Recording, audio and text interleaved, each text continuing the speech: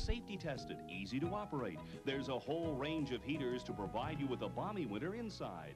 Efficient, economical Kerosene portable heaters, because you don't have money to burn. The microwave oven. Fast, convenient, but... You're freezing over here. Well, it's hot here. Your feet are like ice. Food didn't always cook evenly until Litton Moffat Even Wave. Microwaves from two sources reach food in every inch of the oven. Oh, that's more like it. So food everywhere cooks evenly all the way through. That's better, darling. Wow. Everybody ready? Yeah! Let's go! Yeah! Litton Moffat Even Wave, the only oven that lets you cook with every inch you pay for. Coming up next, Webster.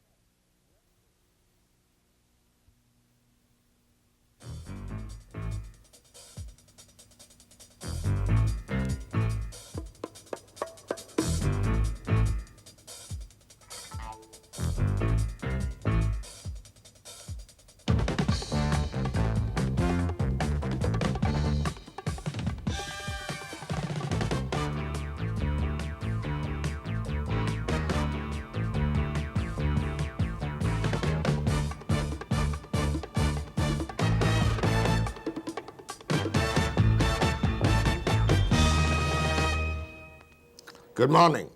My intrepid reporter, Steve Wyatt, who will bear any dangers to get to the heart of the matter, has uncovered the police scandal in Burnaby. Now, it's not a matter for the MacDonald Commission, but it's a matter which annoyed one particular citizen when he got a ticket for not having an inspection sticker on his car.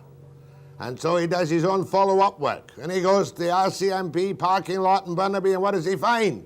The lots of the constables there don't have stickers on their cars. And it may be that a policeman with an uninspected car ticketed our irate citizen. We don't intend to embarrass the Burnaby RCMP this morning. We just want to make sure that all of the constables' cars have gone through the inspection sticker routine. That's one thing this morning. A little more seriously, we're going to look at an operation called Kidsville. Because the man who runs or is trying to run Kidsville against official sanction wants money. And we're going to have to decide after we interview this particular man whether or not his Kidsville House, which you now see, should, as the authorities think, be closed right down. It certainly seemed the other day when we were out there to be a fun place. But there's a handful of reasons why the authorities... Basically, we only have 3 rules here in the house. One is no booze. Second one is no drugs. And the third one is no sex or sleeping together unless you're married. And Strictly enforced? Strictly enforced. No booze, no drugs, no sex unless it's legal. But we're going to have Ken Wright, the founder of this place called Kidsville, on the air after you see our report on the place.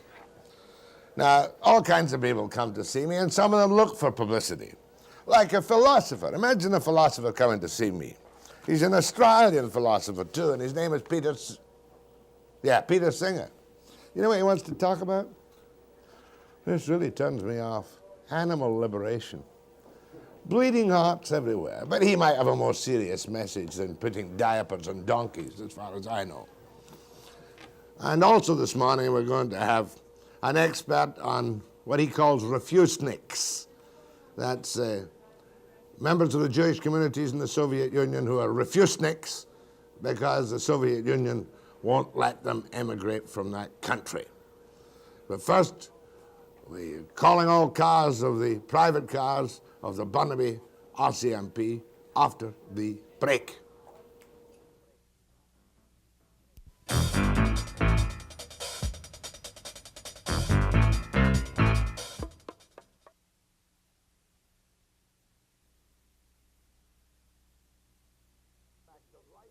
It is a fact of life in this messy world that nothing annoys you more than being given a ticket by a policeman who may well himself have broken the same inspection law, but that he didn't get a ticket, because after all, we've got to look after our own. So intrepid reporter Wyatt goes hot on the trail of the Mounties. Jack, this is a story about people who live in glass houses and people who drive their cars without inspection stickers on their windshields. The players are John McKinnon, Mona Page, her '67 Chevy, and the Burnaby RCMP. Mona Page got a $15 fine when John McKinnon was caught driving her car without an inspection sticker on the windshield. And being a man who doesn't take punishment easily, he launched his own investigation at the Burnaby RCMP. We decided to go down to find out what it was all about in the police station. When we parked in the police station, or in the parking, we found 7, we thought about 7, but later turned out to be 14 cars without stickers. No stickers? No stickers. Who do you think the cars belonged to? There was only people in there with the RCMP constable changing shift. Policemen's private cars? That's right.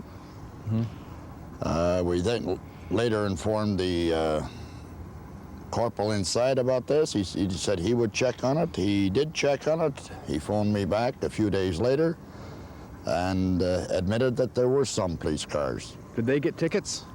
No. When I asked the corporal what he was going to do, he said I posted a notice that all these constables should have their cars checked.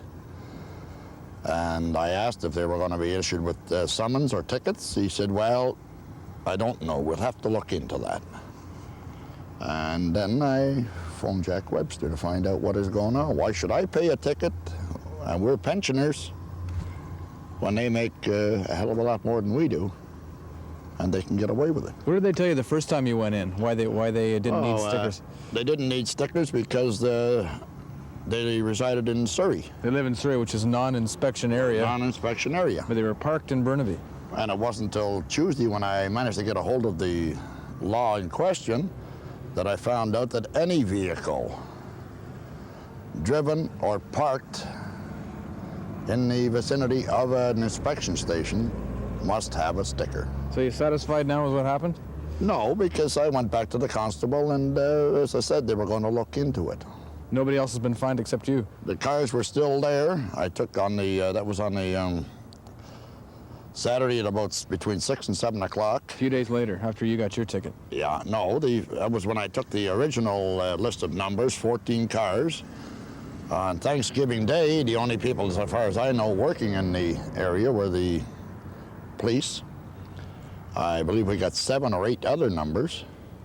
And when I inquired about this on the Tuesday, and said when I went back on the Tuesday to see the corporal to make my complaint about getting a ticket and not having the other cars ticketed, I was asked, what do you want me to do? Go up and give them tickets? I said, I don't know.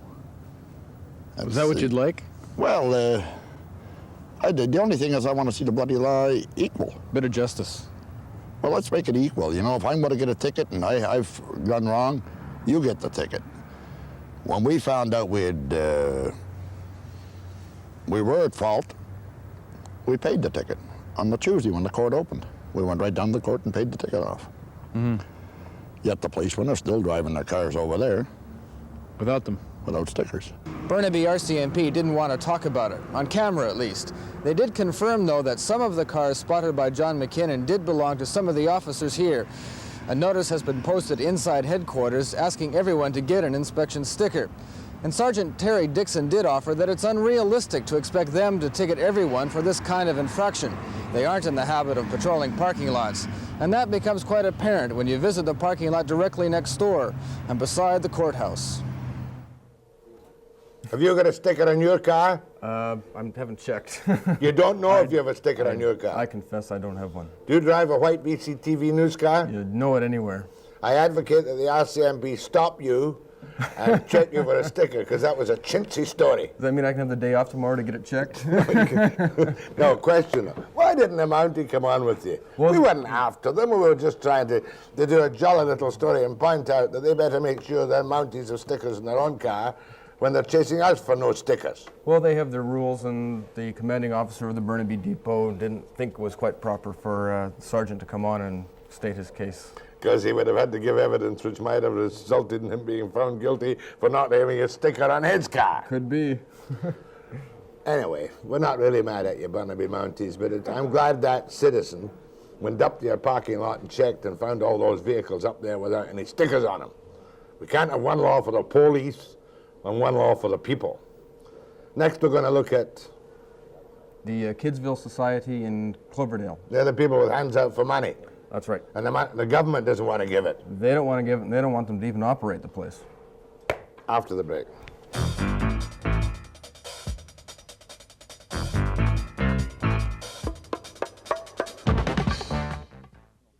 Jack, that's the home of the Kidsville Foundation International Society. It's a group home and drop-in center in Cloverdale for teenagers who might otherwise be living on the streets. But the people who run it have been slapped with a cease and desist order from the Child Care Facilities Licensing Board in Victoria. They have very clear standards about how these places should be run, but those standards don't sit well with the founders of the Kidsville Society. 21, man. The stakes in this dispute are high. Many of these teenagers used to sleep in a nearby park. 8 of them live here all the time now. In the evening, they are joined by as many as 20 other part-time residents. The attraction is a very unstructured environment, a kind of throwback to the 60s combined with a new wave fundamental religion.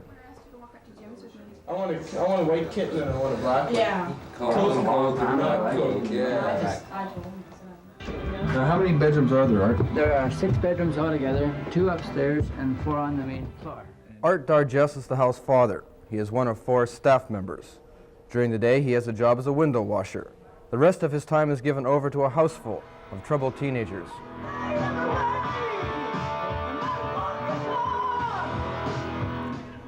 The Kidsville Society is not what the authorities expect from a group home. No one who works with the young people has the conventional kind of academic training, nor, according to the licensing board, do they offer adequate programs. The people who live here talk a lot about love, but that, say the authorities, is not enough. And they have told Art Dargess and co-founder Ken Wright to shut down. So you are the house father. Yes. And what does the house father do? Basically just controls the kids. Uh-huh. Is that easy? No. Is it worth it? Yes, very well worth it. Very much so. I should find out from Ken what the house rules are. Yes, yeah. Basically, we only have 3 rules here in the house. One is no booze. Second one is no drugs, and the third one is no sex or sleeping together unless you're married. And Strictly enforced? Strictly enforced. I get, many of the young people here can attest to the fact that I get very irate and very miserable if they're not enforced, and I can, although I'm a very loving, gentle individual, and I prefer to put my arms around them and tell them I love them, but I can also kick them where it hurts the most too if they need it. So You set yourself up in a very responsible position. Naturally, there's going to be some question. Are you free of skeletons in your own closet? Basically, yeah. As far as skeletons go, I have had a couple things happen to me a few years ago. It was Problem with the UIC? a problem with the UIC fraud, which was no big deal. I paid back the money and did a year's probation, and it was that's the end of it. I did do 31 days in jail over in Wilkinson Road some years ago, which was on another. It was a traffic violation. I couldn't raise the money to pay the fine, so the judge gave me a jail sentence. But I've never regretted going there because it gave me a very great understanding of what it's like to look from the inside out. And 20 years ago, you were involved in a situation with your father, Boys Town, which is 20 years ago and it's dead and buried. But it was an organization not unlike this where some fraud took place. Right. You learned, I presume, from that wouldn't happen again. Oh, definitely. I've got no intention. My only goal here is to help the kids and the people of the community. Why do you come here? Because it keeps you off the streets, keeps you busy, you feel loved. You have a bad family life? No. What makes you come here then? I don't know, I've got all my friends live here, just come to visit. I'm not. How about you? My name's Chris. How old are you? 18. Do you work or go to school? I work. Why do you come here? I live here. Why do you live here? Well, couldn't make it with my parents. Couldn't handle sleeping in the back of a car, so I moved in. Were you having problems in your life before you came here? Yeah. Has it worked out better for you? Yeah. What's good about it? Everything. Like everything in general, like the place deserves to be here. How can you convince the people watching this that this is working for you and that more kids like yourself should come here if they're having problems similar to your own? Okay. Before, okay, like a lot of people like have slept like in the park or wherever, and yeah, I mean it's not a place to sleep, right? Okay, you come here, they'll give you a meal, they'll give you a place to sleep, keep you out of the rain, and love you. If you love you, that's true enough, and they give you someone to talk to if you want to talk your problems out. How about you? Oh, you work here. You're one of the new ones. No. You've been here for 2 months now. About that. You're the youth coordinator. Yeah. What does that mean? What does that mean? He coordinates the youth. Yeah. Getting things organized, straightening everything out, setting up things here and there, and activities. Go between. Yeah. Do you live here as well? Both of you? No, I don't. You visit every day, or you don't live 24 hours a day. Yeah, you don't live here though, do you? How old are you? I'm 17. Do you work? Go to school? I work. What makes you come here? Satisfied? Friends. You know, you have lots of fun down here. It's just a big family, that's all. But do you think this is a worthwhile place to come? I mean, is this, besides everybody's telling me they're having fun and seeing their friends, but what's it doing for you? Well, it gives you a really good outlook on life. I mean, you've got Ken as the counselor, and if you've ever got a problem, he's here to talk to you. And if you're having problems at home, he goes and he talks it out with your parents. And, you know, he makes it good all the way around. It's a home for everyone. Do you live here as well? Or? Yeah. How old are you now? 16. You go to school? No. So do you work, or? Not right now. No. How long have you been living here? 3 weeks. What do you like about it? Everything. What especially, though? Is there something in particular that's helping you work things out in your own life? All the people, they're understanding and everything. Everyone talks. A lot of parties? Oh, yeah. For sure. Not here, but around, we have our parties. Right. Do you three live here as well, or you live here? What made you come? To eat. For food. Where were you living before? In the park. Tell me what's good about it. What makes it good for you? Well, I meet a lot of people. Ken and Art and Bertha are just great. They helped me out a lot. What happens if Ken and Art are prosecuted and have to shut the place down? Then I'll probably end up sleeping back out wherever. I'm not in this for the money. I don't get paid a salary. As a matter of fact, I'm not really looking for a salary. If somewhere down the road, it would be a very minimal one because my needs are very minimal. I don't need a great deal in my life. But you do need something for the organization now. What do you need? Very much so. We need financial support. We're growing to such a great degree that our finances are getting very low. And we do need financial support either from clubs or groups that are interested in helping us, or from individuals that would be willing to donate to a worthy cause. And another house. And we need another house, about a 5 or 6 bedroom house in the Surrey area, preferably close to the Cloverdale area where we're working now, would be that we could get on for a reasonable charge. And you're determined to keep Kidsville alive? Well, I've spent 16 years at it, and I'm not about to give up. And as you can see here with the young people that we have in this house, you tell me if it's a worthwhile cause, and you know, then you take it from there. The Provincial Child Care Licensing Board and the Human Resources do not think it is a worthwhile cause, and the reasons are given as follows. Talking about Kidsville, the staffing is inadequate. The society board members are also employees with potential conflict of interest. There is concern about treatment methods and programs. You can't combine children under 19 and older young adults in the one center.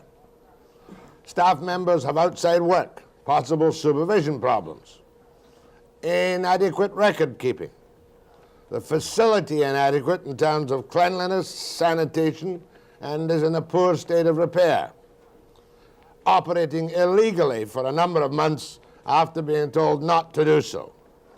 9th, inadequate funding.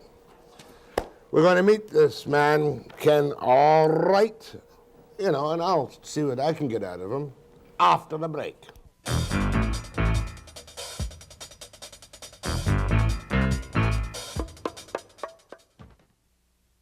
Ken Wright tells me he's the co-founder of this Kidsville group home in 179th Street in Surrey.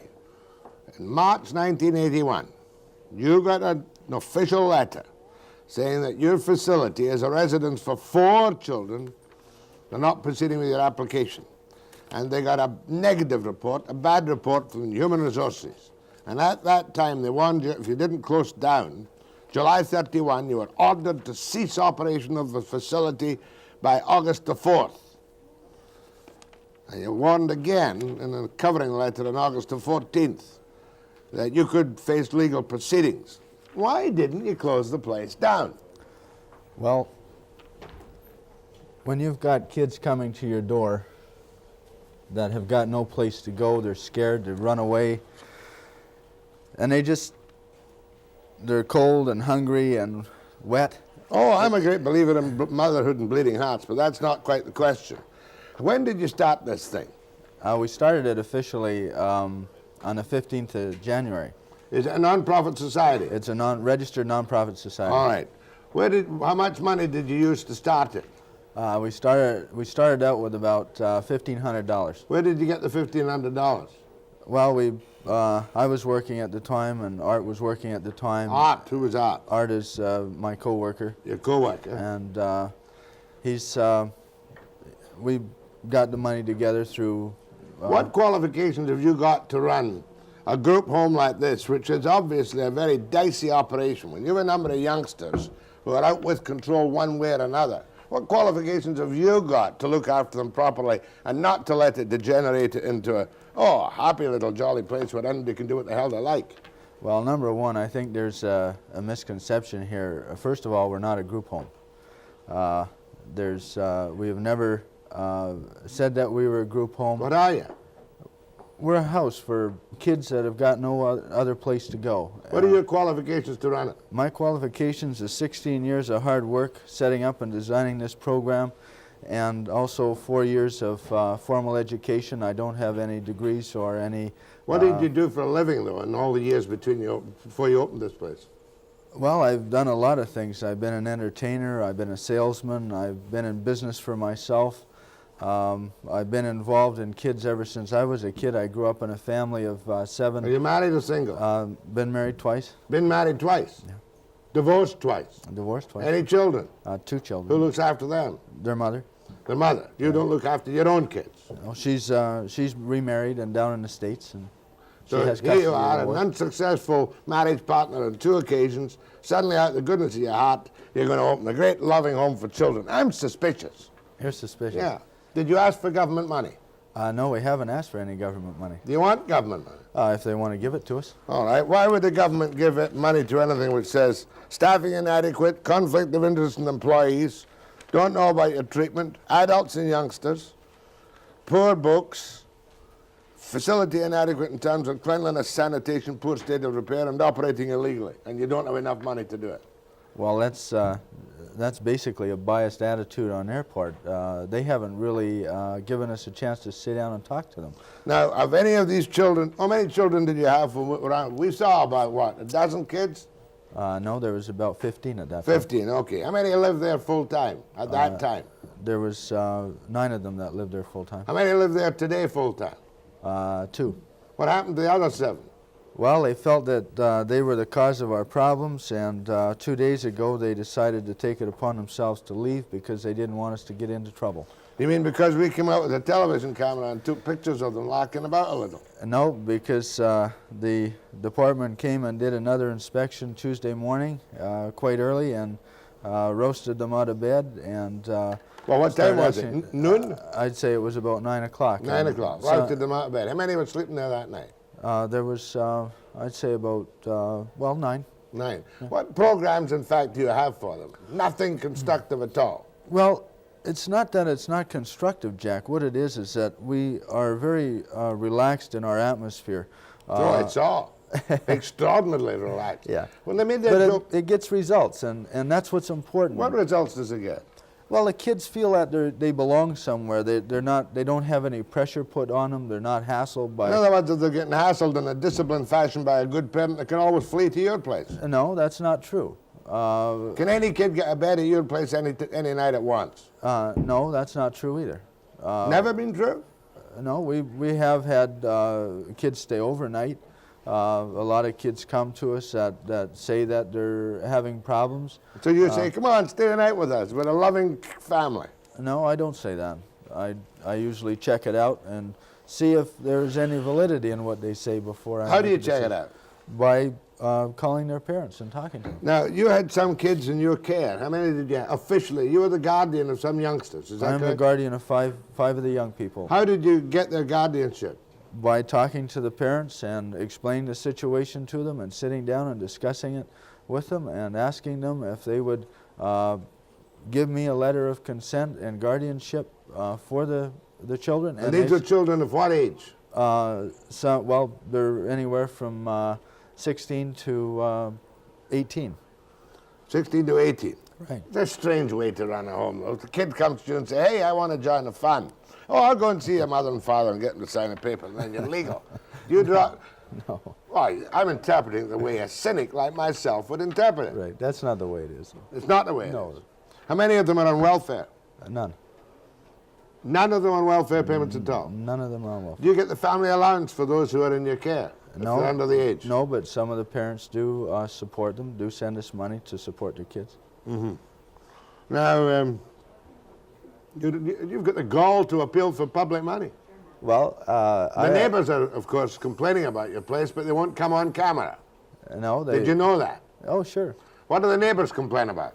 Well, the activity mostly. The noise? Well, no, not so much the noise. It's just that they have a quiet neighborhood and they keep to themselves, which is understandable.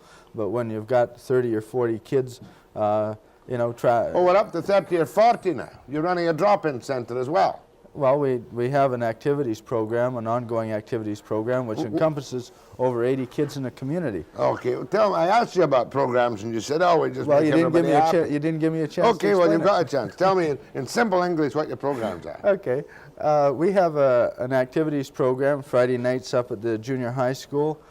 We have the gym for activities. We have the band room as an activities for the kids. We're setting up dances for them. We're having one this Friday night, a Halloween dance. We've got 2 plays that we're working on. We have a show that we're going to be doing on the 13th of November. God, you sound just like the University of British Columbia. Probably just about as effective. Don't laugh about this. Don't laugh about this. How much does it cost you to run this place? Oh, but right now our expenses we're running on about $2,600 a month. And you've been given notice to get out of the house? And we've been given notice to, the landlord has given premises to his brother. To get you out, perhaps. But anyway, he's given them to his brother, so you're going to get out. Well, we have to leave, yeah. Right, how much rent do you pay in the place? Right now we pay $575. A month. How long have you been in there? We've been in there since January 1st. Where do you get, because you're the man looking for the money, and I'm not about to treat you with kid gloves. Where do you get the $2,600 you're presently needing to run the place? Well, Art has a full-time job, which brings in $1,200. He kicks in the $1,200? Yeah. And you have what? I haven't worked for 3 months because I've had to put all my time into the center. So you kick in nothing? Well, except a lot of time and. Okay, that's $1,200 or $2,600. Where do you get the other $1,400? Well, we some of the kids work, and you know, contribute. The parents work, or the parents contribute for their kids. They pay room and board, and we get the odd donation here and there that makes up the difference. And are you surprised you were turned down by the Community Healthcare Licensing Board and by Human Resources? No, not really. You know why? You know, people are always properly very suspicious. I remember some camp operations in Canada. One of them was run by Browndale. I'm familiar with it. Where they had the same loving, hugging relationships, which turned out very odd indeed. That's very possible. Is your place totally clean? Totally clean. Any complaints from parents? Not that I know of. They haven't told me. Well, maybe they'll tell us now. Well, all right. Maybe they will. Yeah. Ken Wright, Kidsville Group Home, 5858 179th Street. Is that the right address? Yeah, right now. After the break.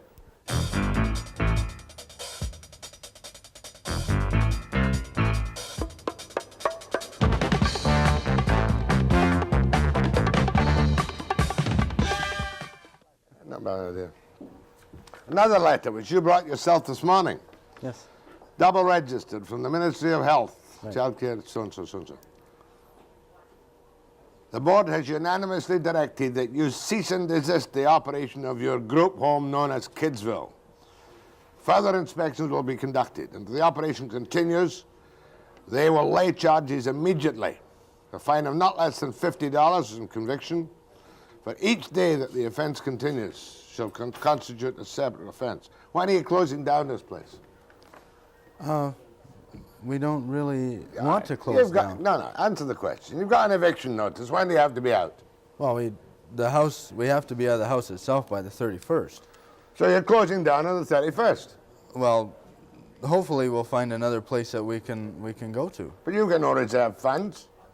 Well, we're hoping that the people will, the community will come forward and support us. I'll tell you right now, I wouldn't give you a nickel. I recommend that anybody else give you a nickel. I mean, the community care people are not stupid. Human Resources isn't the ogre on all occasions it's supposed to be. They've looked at your unlicensed home, criticized it on 10 points and said, close it or we'll charge you. And here you've got the gall to appeal for money, because you have no standards of treatment or training, really, do you? You're youth coordinator. He doesn't even know what he's supposed to do except coordinate youth. Right? Nice young fellow, I'm sure. You've got no training in psychological handling of people? I've got training in psychology and, What was your last job you had? What was the last job I had? I was in real estate. Oh, real estate salesman.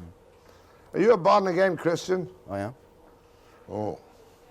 When did you meet your Savior? When did you get the message? 5 years ago. 5 years ago? Yeah. It'll be December 15th.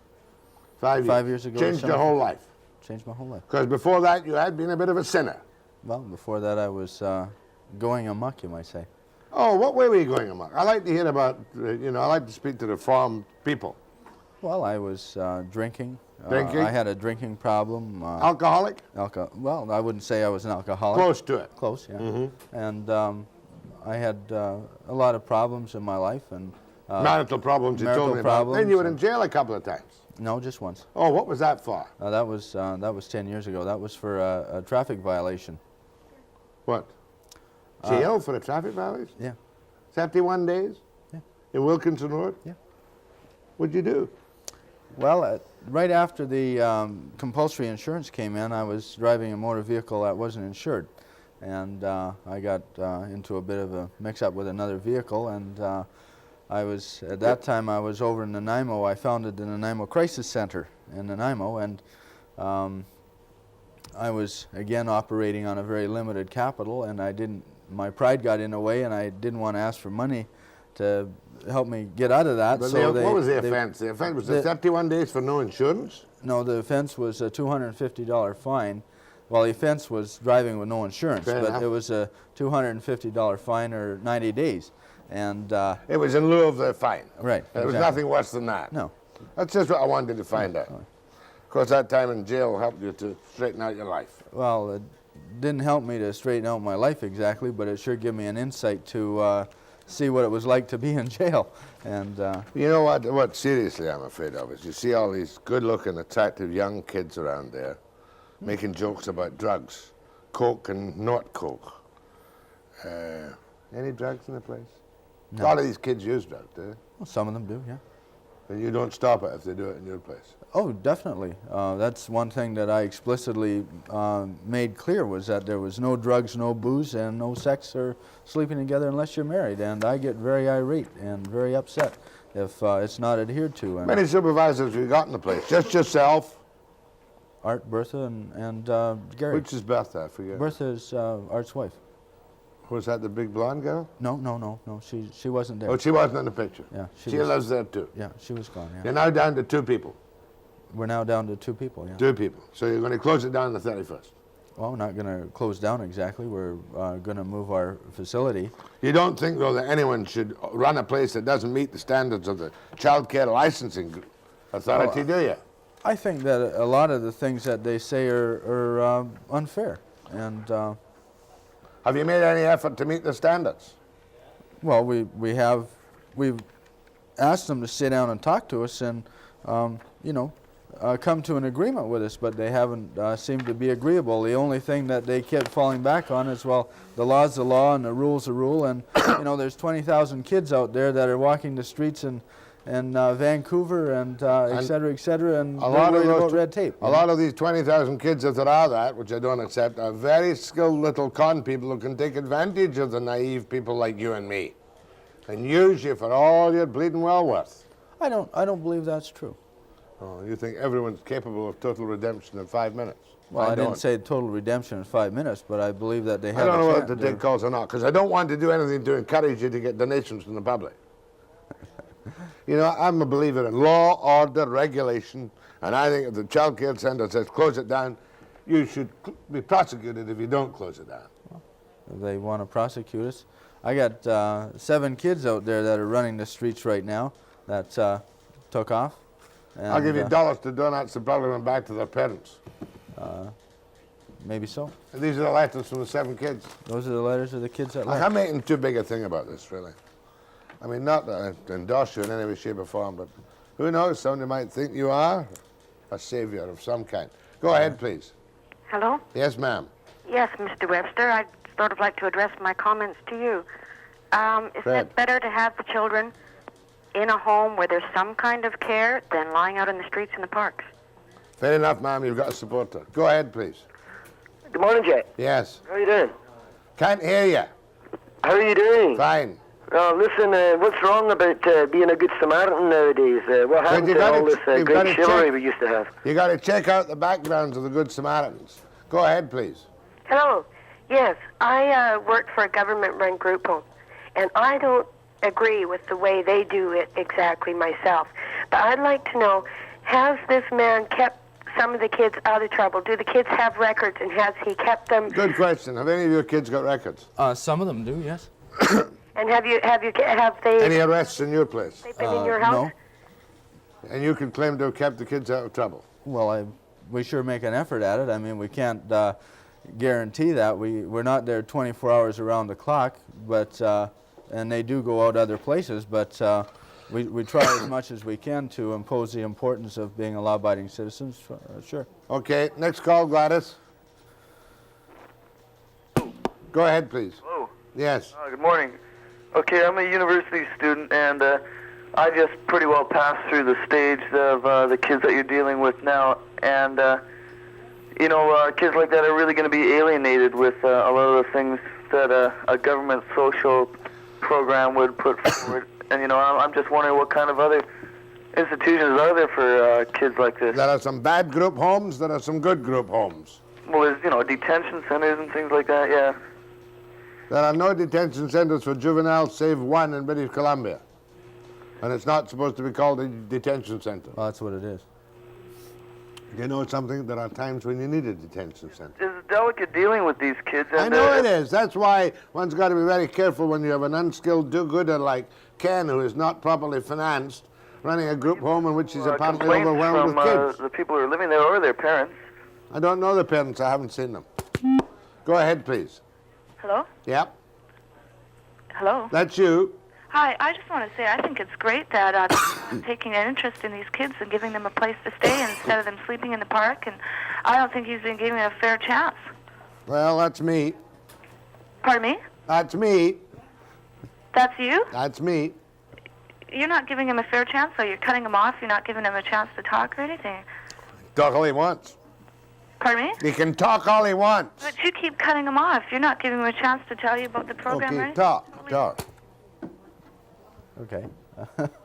Well, ask me some more questions. No. Make your pitch. All right. We have a lot of problems in the house, that's true. We have problems with the government. But I would like to put an appeal out to the people of the community to contact us and give us their view of what they feel about our program, That's fair enough, and I'm going to let him make out his appeal, but I'm not going to give his address because he's going to have to move on October the 31st. And my recommendation as an old-timer in this business, who looks on things with a querulous and critical eye, is that while you may be the greatest answer to group homes in the world, If you can't meet the basic minimum standards of human resources who are desperate for people to look after kids, and they don't believe you have the supervisory qualities or the supervision or the funding, that you should quietly fold your tent and go away. And when you get your new address, buy an ad in the papers. Now, if you want to be rude to me, be rude to me. I've got no reason to be rude to you, Jack. Good. I'm glad I've treated you fairly. I'll be back after the break.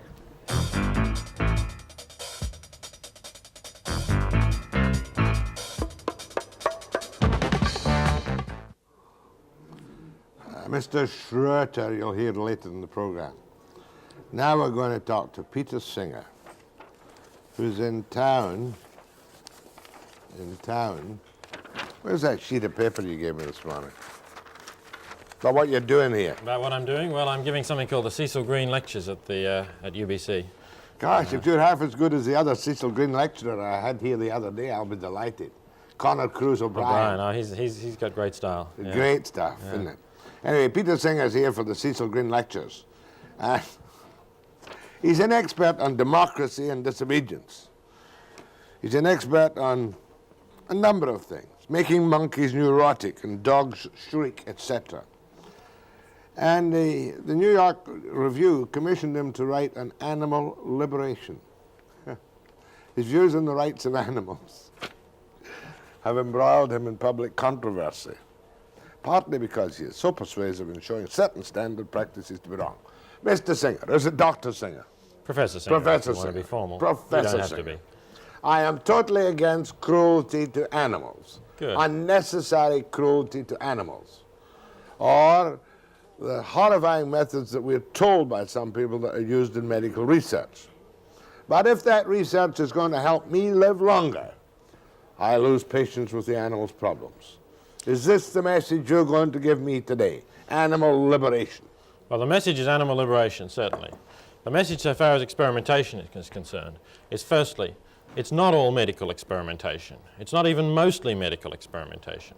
If you look at the numbers of animals used, something like 100 million animals used in experiments each year in North America as a whole, the vast majority of that has nothing to do with medicine.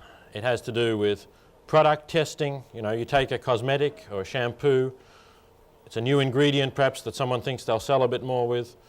So they get a whole series of rabbits, they put them in little boxes, they open up their eyes, they drip a concentrated solution of this stuff directly into their eye, they close up the eye, they leave it there 24 hours, 48 hours, 72 hours. They come back and then they have a little chart with little pictures of rabbits' eyes, and if the cornea is blistered, then that means 0.2 or something on the scale. If the iris is bulging out of its socket, that's another point on the scale. If the rabbit is blinded, you know, these are the things they're looking for, and of course then they don't go ahead with that shampoo. Now this is not saving your life, because we don't need to do this. You know, we have enough cosmetics, enough shampoos. If that's the only way you can check that they're safe, then I'd say we don't need them. So that's one large area of experimentation that I think we can just do without. You sold me on that. Do away with the experiments on using cosmetic formulae on animals. Okay. Right. Well, then even if you look at Point what... conceded. Good, thank you. Even if you look at what the universities do, it's not all really medical research. If you look at the kinds of things that are done in psychology departments, say, a lot of them will involve running animals through mazes, giving them electric shocks, see if that makes them run a bit faster. Other experiments involve rearing animals in isolation to see if this makes them neurotic. It's a whole range of things that, again, have nothing to do with saving anyone's life. Now, I think what we need here is some sort of control to sort out those experiments that maybe could be justified by saying that they are absolutely necessary in some way. Sort them out from all the rest of the stuff, which is causing a lot of pain to animals, a lot of suffering, and isn't going to save your life or anyone else's. And the problem is now that the experimenters really can do what they like. They're the ones who decide. If they set up a committee, it's a committee of their experimenters who sit on each other, right? Now, you and I know that in fact that's not the way things work. If you want to, say, make sure that a chemical company doesn't pollute, you don't tell the chemical company to set up its own committee to monitor its pollution. You get some outside body.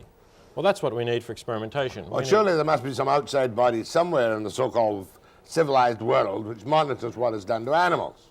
No, there isn't. Doesn't the SPCA do it in this country? No, the SPCA does just about nothing about experimentation. The SPCA They looks protest after, about. Oh no, they looks get. after stray cats and dogs, but it doesn't really get involved in checking on experiments. No, it doesn't. It really, under the laws as they exist now, it really can't. In fact, there was a case just this month going on in the United States, in Maryland, where the police are actually charging an experimenter with cruelty to monkeys. They went into a lab and they found monkeys that had been so tortured that they were biting their own fingers off. They were so neurotic and distressed, they were biting off their own fingers. And they're charging this person. This is going to be the first prosecution ever brought in North America against an experimenter. Well, there are lots of witnesses to this kind of thing, because in every medical lab where they're experimenting, presumably here in UBC as well, there are people who are not necessarily doctors who must be horrified about some things they might see and would tell the authorities. Is it not an offense under anybody's law? It is an offense under our law to inflict cruelty on an animal. Well, it is, but laws very frequently exempt experimenters. They have a special clause saying that the normal provisions for cruelty do not apply to what is going on in the course of an experiment. If I let 150 cats or 2 horses die of starvation, they'll charge me. Sure, that's right. But if you are a scientific researcher and you say, I would like to find out something about the change in the metabolism or the diet or the activity of 100 dogs while they die of starvation, I don't think the law is going to stop you doing it. But on the other hand, I remember when they used to empty the jungles of Southeast Asia, I think it was, for rhesus monkeys. That's right. For the particular experimentation by Jonas, was it Salk? Salk, yes. Or whoever it was, on the polio vaccine. Now, they went through hundreds of thousands of monkeys, and that was a good cause in which the monkey rightfully died or got polio, right? Well, I agree that it was important to do something about polio. What I would like to see is the development of alternative methods so that you can carry out that kind of research, which is valuable, without using animals. And the problem is that we have never put any time and money into trying to find other ways of doing it. Right, humans are always available, but people don't want it. Oh, sure, but you don't have to use humans. You might be able to use all sorts of tissue cultures. You just take some cells or tissues and you can perform tests on them. There are a lot of things that could be done if we put the money into it, but so far we haven't. And the reason we haven't is that we just don't really care about animals unless they're the kinds of animals that we have as pets, like dogs and cats, or they're very cute, appealing animals, like some people now care a bit more about seals, because you see a picture of a seal, it's got big brown eyes, it's got soft fur and so on. Next campaign will be against the salmon. You know, the poor salmon, they eat the herring. Now we're going to have to protect the herring and stop catching the salmon. Well, I think it's a matter of... When you go down the food line, it becomes ludicrous eventually, doesn't it? It's a matter of looking at what we're doing. We're the humans, we're the ones who are responsible for our own actions. We're the ones who can choose and make a moral choice. Question. You do not like the medical profession? No, I've got nothing against the medical profession as such. What I've got against is an attitude which is not just the medical profession's attitude, it's the attitude of our whole society, which says that animals really can't morally. And that's why I got into this issue. I mean, I'm a philosopher by profession, and I got into it not because I'm a bleeding heart, as you said in your introduction, right? I'm not a bleeding heart. I don't own a pet. I've never wanted to own a pet particularly. I don't want to have animals all around me. I got into it because I'm a philosopher. Give me that line again. You got into it because... I'm a philosopher, right? I'm a professor of philosophy. And I got concerned with the question of ethics, the question of justice. And I asked myself, why is it that moral principles, rights, justice, etc., seem to include all human beings, as we now think they do, animals. But not animals, that's right. And that's what's wrong, I think. If I open the phone, every bleeding heart in the country will call. Maybe some of them will, but... Open the phones, and we'll have a bash with Peter Singer after the break.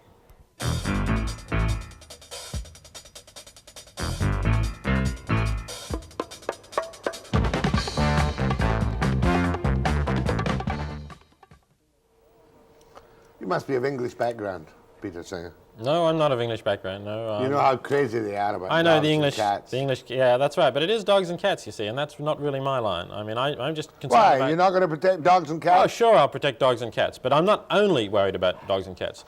In the United States, they had a big protest a few years back because it was discovered that they were testing poisonous gases on beagle dogs. So the army said, okay, we won't test them on beagles, we'll test them on rats, you know. And the protest died down because there's a lot of people who care a lot about beagles, but they don't care about rats because they're just laboratory animals. It's just like seals and mud sharks. Yeah, that's right. Yeah. Nobody wants to protect seals. Mud sharks. Right. Go ahead, please. Yes, to your guest, please. Is your main objection against the death of the animal or the suffering that the animal goes through during the experimentation? My main objection is against the suffering that goes on, because I think there we've got a straight comparison. We can see pain occurring. We know that pain is evil in us, so I think we should regard pain as pain wherever it occurs. In that light, then, would you see any objection to conducting the physical type of experiment, not the psychological, but a physical experiment on an animal, if painkillers or sedatives were used to control the animal's suffering, but still make it easy for the experimenter to observe the results of the experiment? If an anesthetic is used that is completely adequate to block out suffering, and if the animal either is not allowed to recover from the anesthetic, or if the experiment is such that on recovery there's no suffering at all, then I'm not so worried about it, I must admit. That seems to me to be a different sort of case from one where suffering does occur. Well, that seems like in the long run, I'd solution, doesn't it? Sorry? Maybe you should be aiming for that a more readily available and more practical solution than trying to ban all experimentation. Well, I've never said I want to ban all experiments tomorrow. What I've said is what I want immediately is controls, impartial, independent committees to look at the kind of experiments that are done, and also more money to develop alternatives. Good enough. Go ahead, please. Hello. Yes, I'd just like to point out that so many animals are used in tests now, but how about the hundreds and thousands and millions that are just thrown out in the back alleys, starve and have to dig in the garbage? Nobody seems to care about that. Oh, Peter agrees they should be painlessly put down. Well, I think really you want to try and do something fundamentally to control the population by trying to encourage owners to have them sterilized so they don't breed. But have you been in Rome recently? Sure, I know. If you've got starving animals, repulsive? you have to euthanize them. There's nothing else you can do. I agree. Yeah. Have you done any piece on euthanizing people? Oh, I've written about that too, some stage, yeah. We'll do that another time. Right, we could do that another time. I'm kind of squeamish. Go ahead, please. That's you. Hello? Yes, ma'am. Oh, hi. I just wanted to talk to Mr. Springer. Yeah, I'm here. I'm listening to you. Oh, okay. I just wanted to tell... Your sound is up. Okay, I just wanted to tell Mr. Springer that I think that it's nice to see that something's being done about animals that are being experimented on. I think that the SPCA has done a fantastic job of trying to control stray animals and whatnot, and I think that, the animals that are done, tests on and whatnot, unnecessarily, being treated cruelly, I think it's about time that somebody did some kind of controlling on this and did, do experiments that are for medical reasons, and it helped us a lot. I'm grateful to animals for that, and I think that maybe we should be thankful to them and show them a little bit of, sincerity and started treating them a little bit better and looking after them and putting some kind of control on it. Not a total ban, okay. Just a bit of a control. You've said your piece. Go ahead, please. Yes, I'm particularly concerned about the drug tests on animals. Every year, 15 to 20,000 new chemical compounds come onto the market, and there's at least 200,000 compounds on the market now, and they're all tested on animals and said to be safe for humans, and then when they pull them off the shelves at the rate of about 13,000 a year after they've been proven dangerous for humans. Okay, I've got your message. What's your response? Well, I think this is part of the problem. We put out so many new drugs that no one knows how to make them safe. Everyone wants to make them safe. I think we've just got to have controls on the amount of new substances that come out of the market, especially those that are not medical substances at all. Peter Singer, as far as medical substances is concerned, you can't possibly put that forward as a serious proposition. But if you get down to the basics of the whole thing... Where you've got something that really might be a potentially life-saving or valuable drug, that's a different question. Yeah. But one of the reasons we've got such a backlog of testing is that you don't just test that. You test every new food colouring, every new oven cleaner, every shampoo, every little product that comes on the market. Now, if there's such a backlog of testing, you ought to hold up those products that we don't need and concentrate on the relatively few ones that we do need. Well, I would agree with that, basically speaking. I don't know how much of a testing laboratory facility we have in this country. I don't think it's all that great. You probably just take the tests that are done in the United States, the I Yankee guess. test. Yeah, you probably do. But and then we're slower in taking off the killer drugs than the Americans are. Yeah, well, that's not good either, obviously. No. But, you're still part of the same basic drug and pharmaceutical and other They're all industry. made in Italy anyway and shipped out here, aren't they? Well, they get tested out here, though. Yeah, but... Go ahead, please. Hello? Yes. This is me? That's you. Yeah. Well, I worked one time in a lab in North Dakota on the university. I was just a lab technician setting up the nurses, training petri plates and stuff, you know what I mean? And I quit my job because I had nothing to do with the med techs or the professors and the big offices upstairs, but I quit because I sensed there was cruelty to animals. I since used to think I was a pussycat and should have been a little bit, you know, not taken in so much by the harm to the animals, but maybe I was right. I certainly agree with this gentleman. Okay. Peter, how many lectures are you giving this week at UBC? Gave one yesterday. I'm giving one at Victoria tonight, and University of Victoria tonight, and then I'm going back to UBC next week, where I'm giving one on Tuesday and one on Thursday. Yeah, I wish you the best of British luck. Well, thanks very much for the opportunity to tell your audience about the kinds of things that really concern me, and I think need to be Peter Singer, be done about. From Monash is right. That's it. University, Melbourne, Australia. One of the squarest towns in the world. Beautiful town. Pretty square. And very not square. a bad place. Stay there, Pete. Now we're going to Mr. Schroeter on the Refuseniks after the break.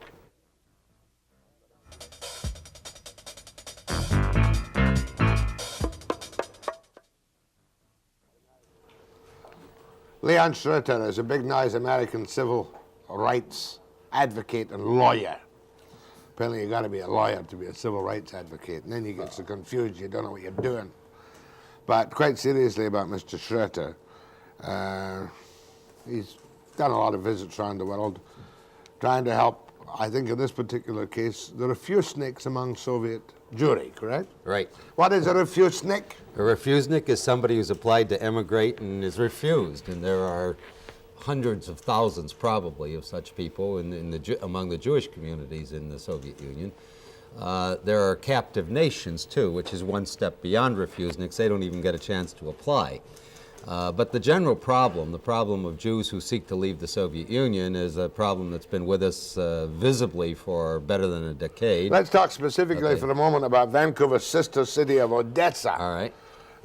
Do the Jews in Odessa suffer from the same strictures? You know, when our city council welcomes them here, I think they've been here. I'm not quite sure. Yeah, they have. They have been here. Yeah. Are we shaking with dirty hands when we speak to the people from Odessa? Sure. I mean, I think we're shaking with dirty hands when we're speaking with most of the Soviet power establishment. You know, I don't think it matters much whether it's Odessa or Tashkent or the Politburo. Obviously, a crucial issue in the world, not just in Canada, not just in the United States, is the attitude of the Soviet Union toward basic human rights. I mean, I don't think anyone would question that. Oh, they have the best written Bill of Rights in the whole wide world, don't they? Oh, they've got a splendid written Bill of Rights in a lawless society. Doesn't mean a damn thing. Yeah, that's exactly right. So of course, when people come here, the issue for Canada, the issue for the United States, the issue for the free world is whether human rights is a basic priority in terms of our conduct of foreign affairs. We take the position, and by we I mean those people who are concerned about human rights anywhere, including in the Soviet Union, that some kind of a litmus paper test of whether we're going to be able to live in a world of peace depends upon the kind of attitude that the Soviets have toward their own people. In the case of Jews, very large numbers of them have sought to leave, and as you know, Jack, over the last 10 years or more, or over 250,000 have managed to get out. At the moment, the lid is down. At the moment, they're not letting them out. And is it down for the same reason as the Berlin Wall was put up? Good question. Nobody knows exactly why it's down particularly badly now, but it probably, to some extent, for the same reasons as the Berlin Wall. Because the leaders of the original Soviet Union, of course, many of them were Jewish intellectuals. Right. Who did a hell of a job to bring that country away from the grip of the dirty old Tsar. Right. Right? Mm-hmm. Is there no Jewish influence in the Politburo at all nowadays? None. None? None. Does this indicate a basic anti-Semitism or merely the denial of even the upwardly mobile rights in the Soviet Union of Jews? Both. I think there is endemic and official anti-Semitism. I think there is an official end to upward mobility on the part of Jews.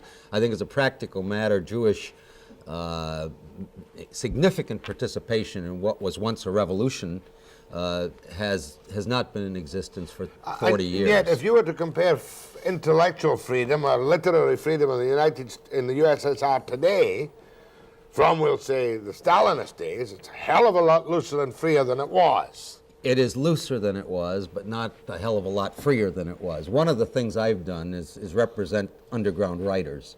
I've been the principal representative in the Western world for underground writers, people like Voinovich and Aksionov and people of that kind, and have smuggled out their manuscripts for years. I think I can be categorical in saying that nothing that's worth reading in literary or creative or imaginative terms is permitted in terms of Soviet censorship today. Now, there was a period of the thaw, as you know, in the middle 60s, and to some extent there's a little more freedom to publish within certain very careful constraints. But basically this is a society where there's massive censorship of everything. But there still is freedom, is there not, which didn't exist before, for the underground press, you might say, the underground smuggling. Well, it's not a question of freedom. It's a question of the extent to which the society is going to clamp down. They don't permit it. It isn't free. Fair, I know. In other words... But do they send them to the gulag for it? And to the extent... They do send them to the gulag. I say, the question is, do they? And sometimes they do. I think there is a direct correlation between whether a guy gets sent to the gulag, whether a guy is imprisoned, and the amount that we scream in the West. The crucial factor in the last 10 years, in my view, has been the sensitivity of the Soviet Union to public opinion in the West. Now, they're sensitive not because they give a damn about public opinion in the West as such, but they're sensitive because they're enormously concerned about the threat from China. They're enormously concerned about the world power balance, and they recognize that in democratic societies, the capacity to influence governmental action, sale of wheat, sale of rare... technology may depend upon the way they behave toward their writers, in other words, Jews, the Jews and other refugee communities are used as a carrot for the Western world. Exactly. And if the Western world were to scream loud enough, long enough, and hard enough, they could probably get Brezhnev to lift the lid largely on Jewish migration from the Soviet Union. You got it. You got it. That's exactly the point. And I really think it is essentially that simple. It's a little more complicated, obviously, because there's interplay. But basically, I agree, and that's the basic message, and it's a basic thing I have to say. Next question. The status of the Jew in normal Soviet society. Is he a marked man? Well, they're not at the Nazi Judenkrass bit, but is he a marked man because he is a Jew? Answer, in my view, yes, clearly. I think Jews are at risk. Now, I'm not suggesting by saying they're at risk that there is the danger of immediate genocide, but I am suggesting that there's always the danger of genocide in a society that put 60 million people in the gulag and exterminated 15 million of them. The Jew is marked, is identified, is the subject of official anti-Semitism, is the subject of discrimination, and in the large is an alienated population. To the extent that he wishes to be a Jew, and have identity, he is marked. And opportunities in education, in government, and at almost every level of cultural and economic life have been closed down markedly, not completely, but markedly. So therefore, Amnesty International, people like yourself, or Jewish organizations who know of a specific injustice to a prominent Jewish Soviet citizen. Or an unprominent one. What the hell's prominent? Prominent is when you talk about it. Yeah. Somebody becomes prominent when you talk about the person who's the victim, You make them prominent. You make them prominent by your concern. The folks in Vancouver are adopting people in Odessa, writing letters to them, communicating with them precisely so that their names become familiar, so that some guy in Odessa who's running OVIR, the immigration agency, or who's running a prison, knows that if he does something, people in Vancouver are going to raise hell. Or people in Seattle or wherever else are going to... Who arranges this contact program? It's arranged through the Soviet Jewry Committee here, which is a part of the Jewish structure in Vancouver. It's done the same way in other parts of the Western world by various volunteer organizations. But there's help from MPs and congressmen. Len Schroeter from Seattle. You can see me on the cable in Seattle, I hate to tell you. I don't, but I know now. Well, look, the next time you go home. I will. After the break.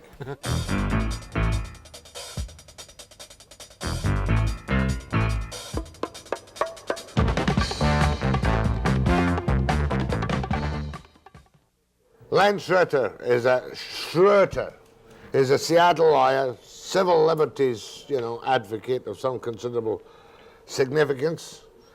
wrote a book called The Last Exodus on Soviet Jews. We're not here to plug the book. But is Why this... not? Well, the last exodus what of the the hell? Soviet Jews. Okay, go ahead. 10 seconds. Is this the last exodus? That's a publisher's hype title. It may be the last exodus, but How many Jews in the Soviet Union? Nobody knows. Depends on what's a Jew. Maybe 3 million, though. How many want to leave? Nobody knows, but maybe 2 out of the 3 million, or 2.5 out of the 3 million. How many churches open? Is freedom of religion tolerated for the Jews? Essentially, no. In Odessa, for example, with 150,000 Jews, there is one synagogue left, and it hasn't had a rabbi in 20 years or whatever. Only the old people go. Young people go too, and they go because it's a political protest. I mean, to go to the synagogue is a political protest. I can see that. Yeah. I can see that. Somebody tried to wipe out my particular religion, I'd be at the church Monday through Sunday. Of course. Otherwise, I don't go. Yeah. Young people are active in a group identity sense. Len, special occasion. I have a call here from where? Leaf Rapids, Manitoba. Leaf Rapids, Manitoba. Yeah, speak up, Jack. You're a long way away. Well, we shouldn't have to shout, but where the devil is Leaf Rapids, Manitoba? Everybody, we're keeping it a secret. It's north of Thompson, Manitoba, 700 miles roughly north of Winnipeg. When did I start to interrupt your day? On the 17th of the month, we got the first CanCom in. Oh, well, I hope we helped to waken up the population of Leaf River, which is how many people? 500? Leaf Rapids. How many people? About 3,200. Not bad at all. Well, keep watching. Do you want to ask a question of Len Schroeter? Yes, I do. I wanted to say that you're coming in so darn clear it looks like you're across the room. We are. Yeah. Have you any questions for Len? I do have. I admire the work of Amnesty International. I do have some criticism in that if the Russian people move one Jew 250 miles, the United States of America goes right out of its mind. And yet they have 305,000 people in 5,500 jails in the United States. Is he looking into that? Oh, come off it. Come off it. That is correct, Jack. Well, there's a very quick response. Amnesty International has not been selective as to the countries in which it raises questions about prisoners of conscience, nor am I personally. End of comment. Yeah, as far as the 305, you'll tell me next that you were in sympathy with the hunger strikers in the maze and wanted to make them political prisoners. No, wait a minute, Jack. They were criminals. I'm not being biased at all. Now, don't be biased anymore. I'm glad to get your first call from Leaf Rapids, Leaf River, Manitoba. Keep watching and call me from time to time off the air, if not on the air, to see how we're doing. And my regards, and Schroeter's regards, to Leaf, I'm not going to get that right, River. Rapids. Rapids. Rapids. Okay. The first thing that happened was Mr. Schroeter's first comment was Russia, was against Russia. How about picking out Brazil and Chile and places? I wasn't invited on the program to talk about that, but you know, if you guys want to give me a little time. Thank you very much, and leave whatever Manitoba. Where am I going now? Kamloops. What line is it? Go ahead, please. Hello there, Jack. Yeah. I think you're on a par with Pamela Wallen for interviewing, and I don't know why CBC pays any of your wages. I think you're terrible. Anyway, for the other man... Well, you know what I think of you? The other man, I like... Do you know what I think of you? About the people... Do you know what I think of you? Well, I disagree with you, so therefore I suppose you're going to shut me off the air. Hello, the other man? Yeah, I'm listening. Okay. The People's Front in Vancouver are a communist front, and we have a lot of problems with them. And I spoke to some, a man came up from after the July 31st thing, and he was a tourist from Israel, and he said it looked just like the Nazi demonstrations in Nazi Germany in 1930, and he was absolutely sickened by it, and he said to me that he would pray for me and to keep up and never to lose my principles. They were a terrible group, and I fully support. I feel that whatever we can do to get the Jewish people out of Russia, we should do it. They do not have any freedom of religion. They are absolutely desecrated down there, and we must help people, and we must maintain this beautiful Jewish religion, which is not my religion, but... Ma'am, you've said it very well indeed, and I thank you for your call, and so does Mr. Schroeter. Right. Right? Right. I've only got 2 minutes. Okay. Somebody's spoiling this program this morning, LD2. Where is this call from? Edwards, Illinois. Well, do you want to speak to Webster, or do you want to speak to Mr. Schroeter? I'd like to speak to Mr. Schroeter. He seems to be more interested in the Jewish population than he is with the Lithuanians, the Estonians, the I can stop you. I'm interested in the human rights problems of everybody. I can't talk about everything in 20 minutes on this program. Obviously the problems of captive nations in the Soviet Union are a concern to anybody who's interested in human rights, period. Whether it's Ukraine or Lithuania or Estonians or Latvians or anybody else. Now, I've got to ask a question. Yeah. How do you pick us up in Edwards, Illinois? I've got my own earth station in my backyard. How many satellites can you see from your own earth station? 8 or 9. I haven't picked them all up. I've only picked 8, but I think there's another one I haven't picked up yet. What's your name? Mike McBride. How long have you been watching BCTV? Oh, I used to live in Seattle. I used to get it there, and since the 4th of September when I got my earth station installed. Mr. Edwards, a million thanks. Give us a call from time to time. Okay, will do. Much obliged. Edwards, Illinois. You want to wrap up with any broad statement about... You're here for a reason, I presume. Yeah, I'm here because I was invited to speak to what's called a Simchat Torah rally last night for the Jewish community. But wherever I go, anywhere in the Western world, I talk about human rights, including specifically the rights of Jews. But dare you now go to the Soviet Union? Well, I haven't dared. I went in once. It was suggested that I talk about that. There isn't time. I went in once to meet the Democratic leadership, people like Sakharov, with whom I met at some length with writers. Where is he now? He's in exile. He's a... Oh, he got out? Hell no. He's in exile. He's in a gulag somewhere? Yeah. Exiled to Siberia? Yeah. Let's count our blessings and wish the best for Soviet Jewry. My thanks to Len Schroeter from Seattle. Wish I had more time, but I don't.